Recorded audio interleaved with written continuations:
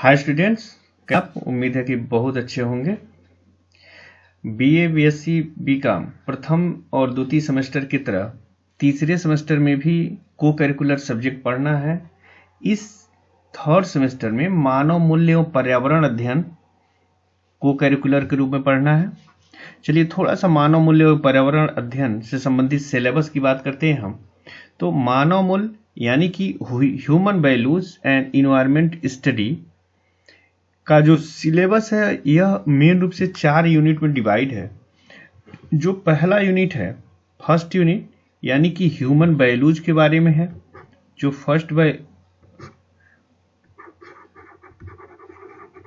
Human values के बारे में है। जो सेकेंड यूनिट है, सेकेंड जो यूनिट है वह holistic approach in decision making यानी कि निर्णय में समग्र दृष्टिकोण के बारे में बात करनी है, यानी कि निर्णय के बारे में बात करनी है। अगर तीसरे यूनिट की हम बात करेंगे तो पारिस्थितिकी तंत्र यानी कि इकोसिस्टम के बारे में हमें बात करनी है। अगर फोर्थ यूनिट की बात करेंगे तो इन्वायरमेंटल लॉ यानी कि पर्यावरणीय कानून के बारे में पढ़ना है।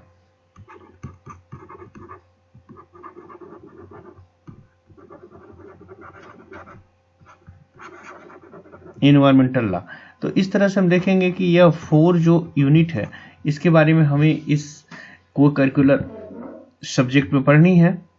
तो यह जो 4 यूनिट है, इस 4 यूनिट में हमें ढेर सारे छोटे छोटे टॉपिक के बारे में बात करनी है। तो चलिए हम लोग स्टार्ट करते हैं आज पहला यानी कि फर्स्ट लेक्चर मानव मूल्य एवं पर्यावरण अध्ययन में। जो पहला टॉपिक है वह है मानवीय मूल्य यानी ह्यूमन वैल्यूज एवं CSR। तो मैं हूं Shailendra Gupta, big learn YouTube channel पे आपका स्वागत है, जो कि बिग लर्न अकेडमी के द्वारा चलाया जा रहा है। तो चलिए स्टार्ट करते हैं आज के क्लास को।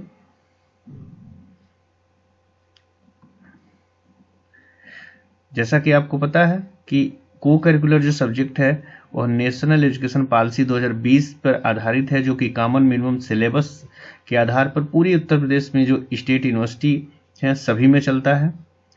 तो इसका पहला जो टॉपिक है वो फर्स्ट टॉपिक है ह्यूमन वैल्यूज एंड CSR। तो इस ह्यूमन वैल्यूज एंड CSR का मतलब हो गया कारपोरेट सोशल रिस्पांसिबिलिटी। तो इसके बारे में पहला जो टॉपिक है उसमें हम लोग बात करेंगे। सबसे पहले हम बात करेंगे वैल्यूज की। ह्यूमन वैल्यूज से पहले हम लोग वैल्यूज की बात करेंगे। वैल्यूज क्या होता है? जैसे मान लीजिए कि कोई व्यक्ति, कोई भी एनी पर्सन जो होता है, जब किसी गंभीर स्थिति का सामना करता है, कोई भी गंभीर स्थिति का सामना करता है, किसी भी गंभीर स्थिति का सामना करता है, तो उसके पास विकल्पों की विस्तृत श्रृंखला होती है। जो विकल्प होते हैं वो बहुत ज्यादा एक सीरियल होती है, ढेर सारे उसके पास उपलब्ध होते हैं, जो उसके मूल्यों का प्रतिनिधित्व करता है, यानी कि जो उसका मूल्य होता है उसका प्रतिनिधित्व करता है। और ये मूल्य किसी व्यक्ति के व्यवहार के प्रमुख निर्धारक होते हैं। किसका? जो व्यवहार होता है उसका प्रमुख निर्धारक क्या होता है? वही मूल्य होता है। यह मूल्य व्यक्ति के सही एवं गलत के मध्य चयन करने की क्षमता को प्रदर्शित करता है। किसको? सही और गलत के चयन की क्षमता को प्रदर्शित करता है। ठीक है। अगर इसको हम दूसरे रूप में देखें तो किसी भी व्यक्ति का आचरण, किसी भी व्यक्ति का जो आचरण है या फिर विचार है या प्रेरणा है, इसका जो स्तर होता है, आचरण का, विचार का, प्रेरणा का जो स्तर होता है, या फिर कह सकते हैं कि व्यक्तित्व के जो गुण होते हैं या व्यक्तित्व के जो गुण होते हैं,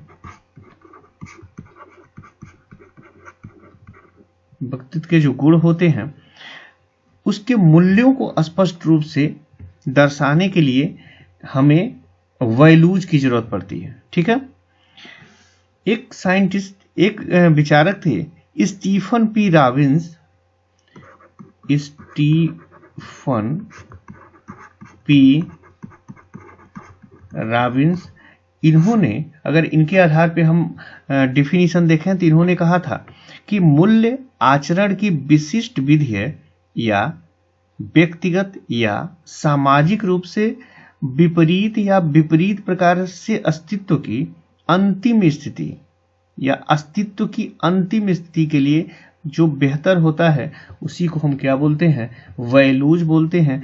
वैल्यूज यानी कि मूल्य बोलते हैं।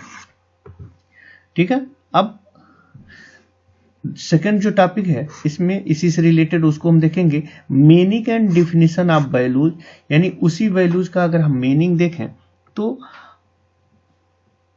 अगर मीनिंग देखें तो मीनिंग क्या है कि यही जो गंभीर स्थिति है, विकल्प, मुख्य, व्यवहार, ये सब छोटे छोटे जो वर्ड यूज होते हैं ये सभी वैल्यूज को डिफाइन करते हैं। ठीक है, अब नेक्स्ट देखेंगे कैरेक्टरिस्टिक्स ऑफ वैल्यूज। कैरेक्टरिस्टिक्स यानी कि जो मूल्य है उसका चरित्र क्या है या फिर उसकी विशेषताएं, चरित्र या विशेषताएं।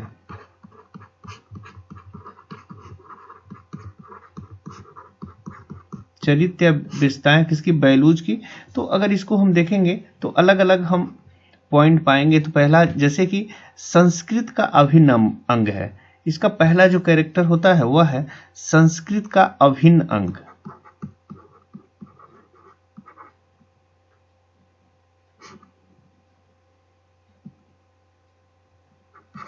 संस्कृत का अभिन्न अंग, यानी कि जो वैल्यूज है उसका पहला जो कैरेक्टर है उसमें जो संस्कृति है, संस्कृत का मतलब कह सकते हैं जैसे लोगों को अपने अपने समाज में प्रचलित संस्कृत का पालन करने की आवश्यकता होती है। जैसे कि हम भारतीय हैं तो भारतीय की अपनी एक संस्कृत है और वह संस्कृत जो है उसका कैरेक्टरिस्टिक वैल्यूज है। ठीक है, जैसे मूल्यों के साथ साथ विचारों और अभिव्यक्तित्वों से संस्कृति का निर्माण होता है। ठीक है, ये सभी कारक जो हैं किसी व्यक्ति के सामाजिक संरचना के भीतर स्वयं को संचालित करने के प्रकार को प्रभावित करते हैं। जैसे भारतीयता क्या है, यह भारतीयों का यह कैरेक्टरिस्टिक वैल्यूज है। ठीक है, अगर इसी तरह जैसे हम देख लें शिक्षा या फिर अगर हम शिक्षित किसी व्यक्ति की बात करते हैं तो उसका अपना एक वैल्यू है। जैसे अगर पढ़ा लिखा आदमी है और उस हिसाब से वह अपने को व्यवहार नहीं कर रहा है तो हम यह नहीं कहते हैं कि वह शिक्षित है। ठीक है, तो पीढ़ियों के दौरान कुछ संस्थाओं या विशिष्ट निकायों के माध्यम से मूल्यों को शिक्षित करने की आवश्यकता होती रहती है। अगर इसी तरह हम देख लें, जैसे सामाजिक घटना की बात कर लें, कोई सामाजिक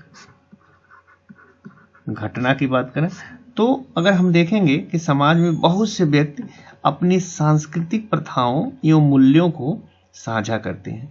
यह संस्कृति कोई व्यक्तिगत व्यवहार, प्रकृति या धारणा नहीं है, इसमें एक पूरे समूह का व्यवहार, जो पूरा समूह है, पूरा जो समूह है उस पूरे समूह का जो व्यवहार होता है, प्रकृति होता है या धारणा होता है, ये सभी क्या होते हैं, एक वैल्यूज रखते हैं। ठीक है, चलिए नेक्स्ट पॉइंट देखते हैं। अगर हम वैल्यूज का टाइप या क्लासिफिकेशन अगर हम देखें तो इसको अलग अलग प्रकार से हम इसको क्लासिफाई कर सकते हैं। जो वैल्यूज है इसका क्लासिफिकेशन हम अलग अलग तरह से कर सकते हैं। जैसे कि मान लीजिए पहला हम मान सकते हैं इसको मानव मूल्य। मानव मूल्य का मतलब हो गया कि जैसे ईमानदारी, मानव मूल्य क्या है?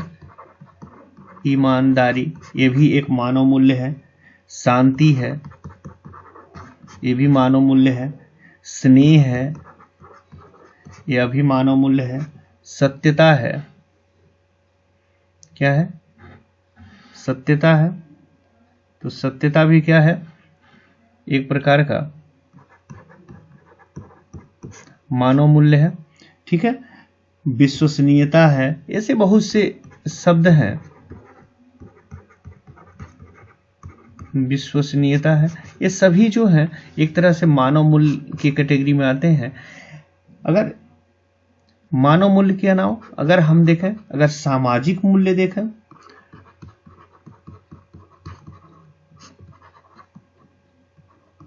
सामाजिक मूल्य देखा तो सामाजिक मूल्य क्या हो गया?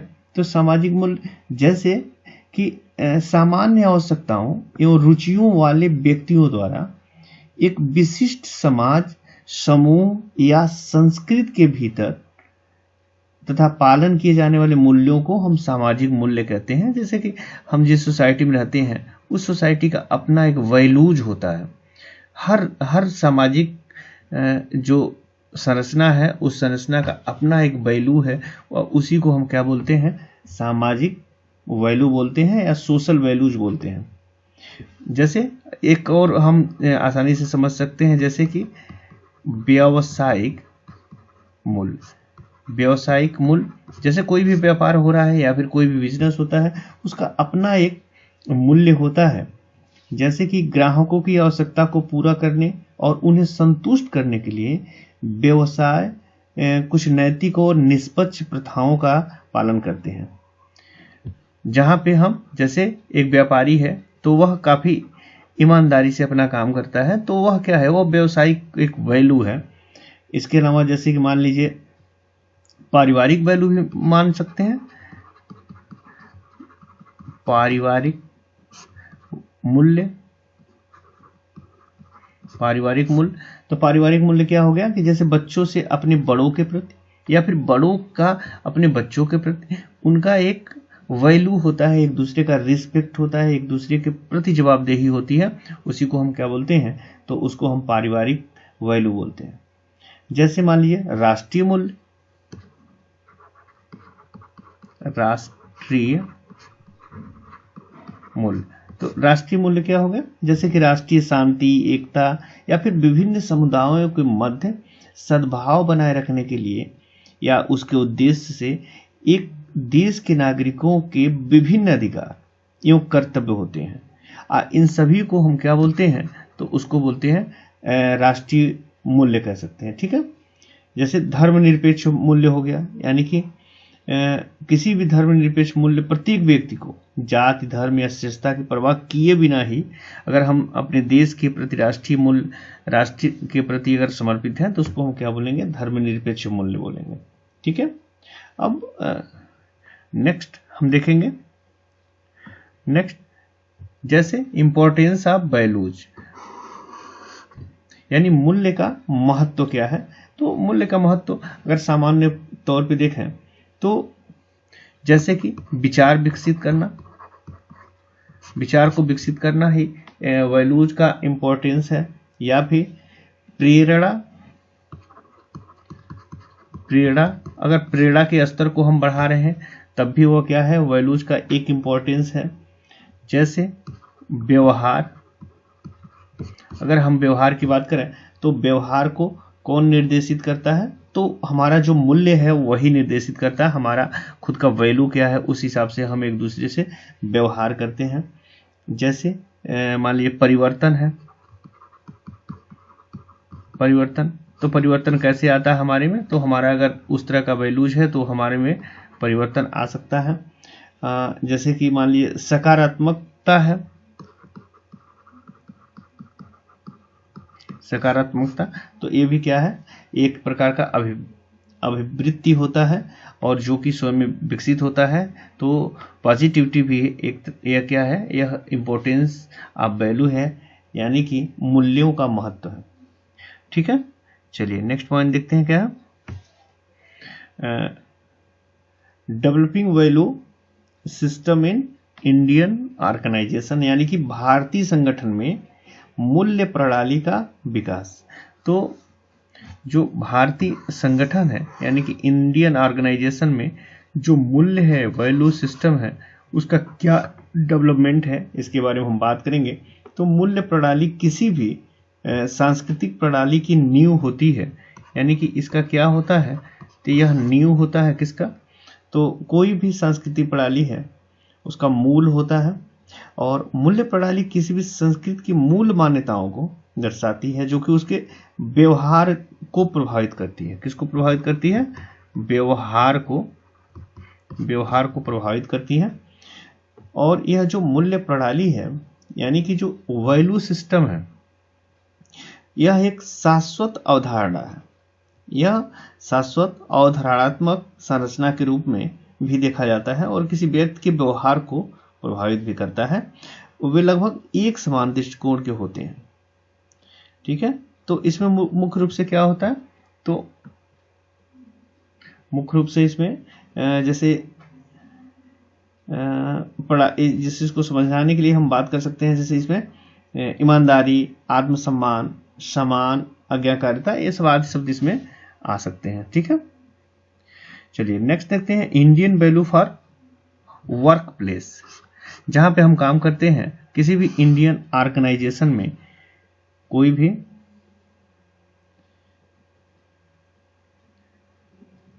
तो वर्क प्लेस जो होता है उसमें क्या होता है, Indian values for work place. तो इसमें सबसे पहला जो वर्क होता है वो क्या होता है, सहयोग। सहयोग यानी कि भारतीय परिवेश में हम देखेंगे तो हम जहां पर भी काम करते हैं वहां पे हम सहयोगात्मक काम करते हैं। ये हमारी परंपरा है या फिर हमारी वैल्यू है। भारतीय परिवेश में सहयोग को बहुत अधिक महत्व दिया गया, यानी कि इंडियन जो कल्चर है उस कल्चर में जो इंडियन वैल्यूज है उस वैल्यूज में हमें सहयोग करने की जो प्रवृत्ति है उसको बहुत महत्व दिया गया है। यह मूल्य प्रणाली अतीत से प्रभावित हुई है। ठीक है, अगर हम दूसरा देखें तो समूह सद्भाव के बारे में बात करेंगे, यानी कि यह बहुत समूह को महत्व देता है और समूह के भीतर सामंजस्य प्राप्त करने में सहायता करता है। जैसे भारतीयों में सामान्य रूप से कम आत्मसम्मान होता है और वे उसे समूह के भीतर पहचान प्राप्त करना चाहते हैं। अगर इसी को देखेंगे जैसे कि विनम्रता है तो विनम्रता क्या होता है कि जैसे भारतीय समाज विनम्रता को अत्यधिक महत्व देता है। हम स्वाभाविक रूप से जो इंडियंस होते हैं वो क्या होते हैं, विनम्र होते हैं, काफी नम्र स्वभाव के होते हैं। इसी तरह हम क्या करते हैं कि किसी के भी मर्यादा का सम्मान करते हैं, यानी कि मर्यादा का सम्मान करते हैं। तो समाज जो होता है वो व्यक्ति की मर्यादा और उसकी स्वतंत्रता को अत्यधिक महत्व देता है। ठीक है, तो इसी तरह अपने साथी के कार्यों और विचारों को नियंत्रित करना सही नहीं होता है। हमें क्या करना है कि उनके कार्यों को हमें सम्मान देना होता है। जैसे कि मान लीजिए धैर्य है। धैर्य क्या है कि भारतीय बहुत ही धैर्यवान होते हैं, इंडियन जो होते हैं बहुत ही धैर्यवान होते हैं। तो यह भी क्या है कि जहां हम काम करते हैं उसका एक इंडियन वैल्यूज है, कहाँ पे, वर्क प्लेस का। उसमें धैर्य जो होता है वो भी अपना एक स्थान बनाए रखता है कि भारतीय बहुत धैर्यवान होते हैं। वे किसी भी कार्य के पूर्ण होने की प्रतीक्षा करने को तत्पर रहते हैं। ठीक है, उदारता, ये भी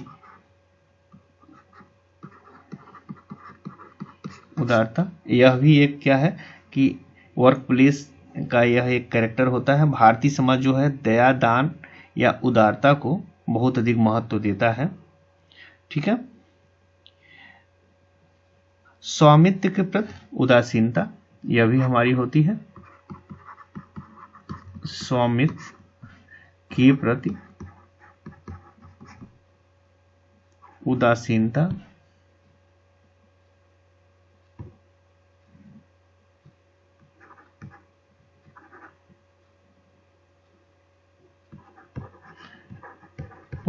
होता है। स्वामित्व के प्रति उदासीनता होता है। भारतीय समाज जो होता है वो भौतिक सुखों की प्राप्ति में बहुत अधिक महत्व नहीं देता है। ठीक है, चलिए इसी तरह से हम नेक्स्ट पॉइंट देखते हैं। हम वैल्यूज पे बात कर रहे हैं, तो वैल्यूज इन बिजनेस मैनेजमेंट, यानी कि जो व्यवसाय प्रबंधन है, प्रबंधन में मूल्य, यानी वैल्यूज इन बिजनेस मैनेजमेंट, व्यवसाय प्रबंधन में जो मूल्य है उसके बारे में बात करेंगे। तो मूल्य शब्द का अगर हम देखें यहाँ पे, यानी वैल्यूज की बात करें, वैल्यूज की बात करें तो वैल्यूज जो है वह एक्चुअल में फ्रेंच भाषा से लिया गया है। यह क्या है, यह फ्रेंच लैंग्वेज से लिया गया है। फ्रेंच लैंग्वेज का ये वर्ड है वैल्यू जो है, और फ्रेंच लैंग्वेज के कैसे लिया गया है, तो वैल्यू जो शब्द है ये वैल्यूअर से बना है, वैल्यूअर शब्द से बना हुआ है। वैल्यू जो है एक फ्रेंच वर्ड वैल्यूअर से लिया गया है, आज इसका शाब्दिक जो अर्थ होता है वह होता है एडवांटेज, इंपॉर्टेंस, यानी कि ये अर्थ होता है इसका एडवांटेज या इंपॉर्टेंस इसका, यानी कि ये मूल जो शब्द का मूल जो है वो फ्रेंच भाषा में है, जिसका अर्थ है किसी विशेष वस्तु के लाभ, महत्व, मूल्य या उपयोगिता को संदर्भित करता है। ठीक है, इस मूल्य की अवधारणा कम निरपेक्ष या अधिक सापेक्ष होती है।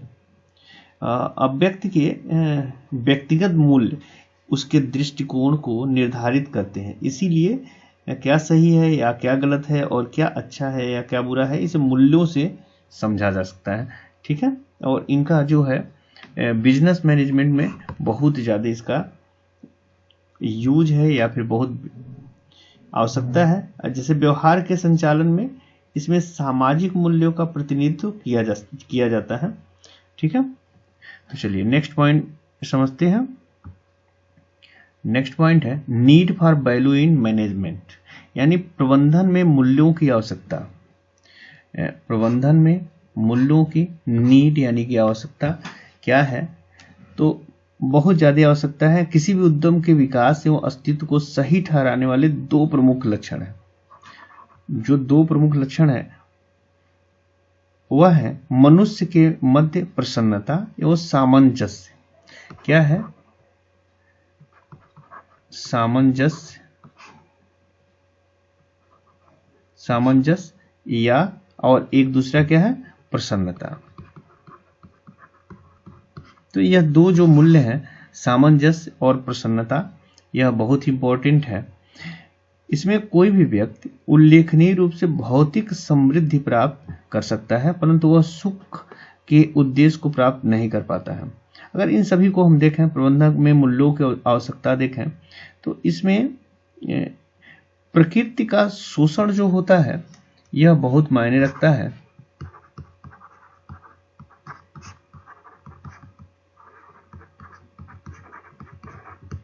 प्रकृति का शोषण यानी कि जैसे जो टेक्नोलॉजी है या प्रौद्योगिकी एवं विज्ञान में तीव्र वृद्धि के कारण इसका उल्लेखनीय रूप से औद्योगिकीकरण संभव हुआ है, और जहाँ पे जो प्रकृति है, प्रकृति का काफी हद तक शोषण हो रहा है। हम हमेशा प्रकृति से कुछ ना कुछ ले ही रहे हैं, और जितना लौटाना चाहिए वो हम लौटा नहीं पा रहे हैं। हालांकि इस प्रक्रिया में प्रकृति का भारी शोषण किया गया है।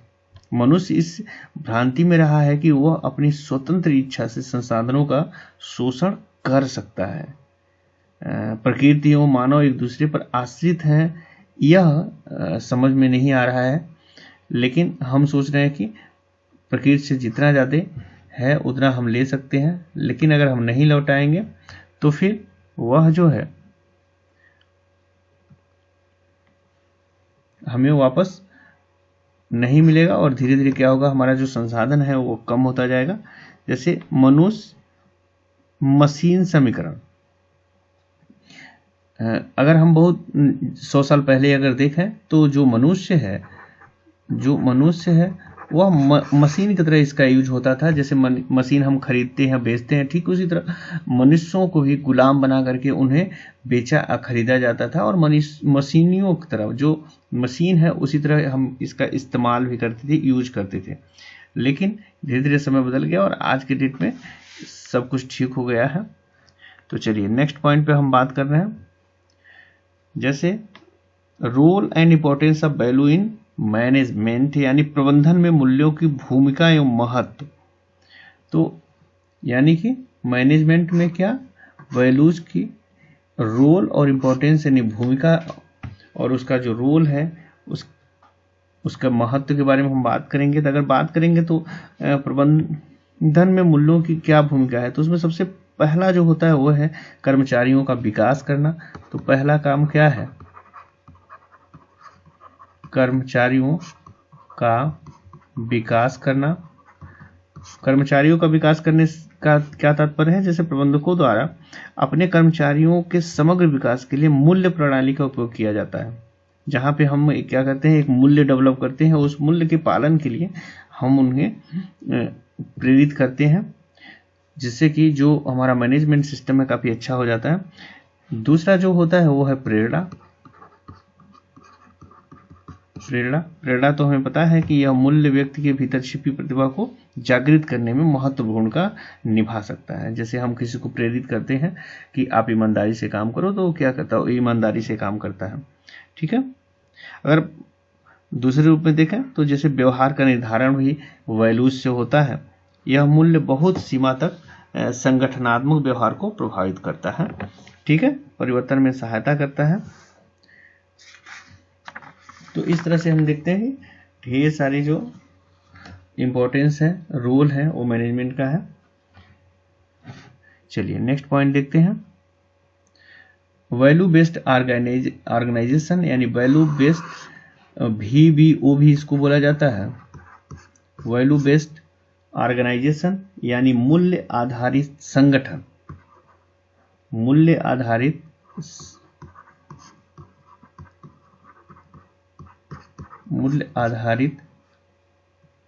संगठन। तो मूल्य आधारित संगठन का क्या मतलब हो गया कि जैसे एक संगठन, मान लीजिए एक संगठन है, जीवंत है, जैसे सांस लेने वाली संस्कृति है, जिसमें सभी कर्मचारी मूल्यों को साझा करते हैं। मूल्य आधारित संगठन उसी को हम कहते हैं मूल्य आधारित, यानी कि जहां पे सबकी एक अपनी वैल्यू है और वैल्यू क्या है, वही वैल्यू बेस है उस संगठन का। ठीक है, तो इसको हम मूल्य आधारित संगठन बोलते हैं। जैसे कि पारंपरिक संरचना प्रकृति में अधिक मशीन जैसी होती है और एक सत्तावादी संबंध या एक दृढ़ संगठनात्मक संरचना पर केंद्रित होती है। ठीक है, जब कोई संगठन या नेतृत्व उसके द्वारा प्रचारित मूल्यों का प्रदर्शन एवं अभ्यास करते हैं, तो वे एक क्या कहते हैं, एक उदाहरण के रूप में स्थापित हो जाते हैं। ठीक है, जैसे इसका कुछ मूल आधारित संगठन के लाभ भी हैं। जैसे यह उत्पादकता के लिए अच्छा होता है। कोई भी संगठन बना लिए, उस संगठन का अपना अगर एक वैल्यू बेस अगर नहीं है, तब क्या होगा, तो वो संगठन बहुत अच्छे से प्रोग्रेस नहीं करता है। और जिस ऑर्गेनाइजेशन या संगठन का एक वैल्यू है उसका उस वैल्यू पर ही आधारित सारा काम होता है, तो वो संगठन बहुत तेजी से आगे जाता है। तो वहाँ की उत्पादकता के लिए भी यह अच्छा होता है। यानी कि जो प्रोडक्टिविटी या उत्पादकता है वो बहुत अच्छी होती है। वहाँ पे जो काम होता है वो काफी पॉजिटिविटी उसमें रहती है। पॉजिटिविटी रहती है यानी सकारात्मकता से वहाँ लोग काम करते हैं। और वहाँ के जो एम्प्लॉय होते हैं या कर्मचारी होते हैं, उनके अंदर काफी एम्पावरमेंट होता है। ठीक है, या फिर अगर हम देखेंगे तो इससे क्या फायदा होता है कि जो हमारे कस्टमर होते हैं, यानी कि जो ग्राहक होते हैं, वो काफी संतुष्ट होते हैं, यानी सेटिस्फाइड होते हैं। कस्टमर क्या होते हैं, सेटिस्फाइड होते हैं। ठीक है। तो इस तरह से हम देखेंगे कि यह जो पहला यूनिट है, फर्स्ट यूनिट, तो पहले यूनिट का यह पहला टॉपिक है। फर्स्ट जो यूनिट था ह्यूमन बायोलॉजी, तो ह्यूमन बायोलॉजी का यह पहला टॉपिक है। बायोलॉजी के बारे में केवल हम बात कर रहे हैं। नेक्स्ट यानी सेकेंड जो हमारा लेक्चर होगा उसमें हम इसी के सेकेंड पार्ट पे बात करेंगे। और सेकेंड जो पार्ट होगा अब हम वहाँ पे ह्यूमन बायोलॉजी के बारे में बात करेंगे, यानी कि सेकेंड लेक्चर 02 वहाँ पे हम बात करेंगे किसका, ह्यूमन बायोलॉजी की।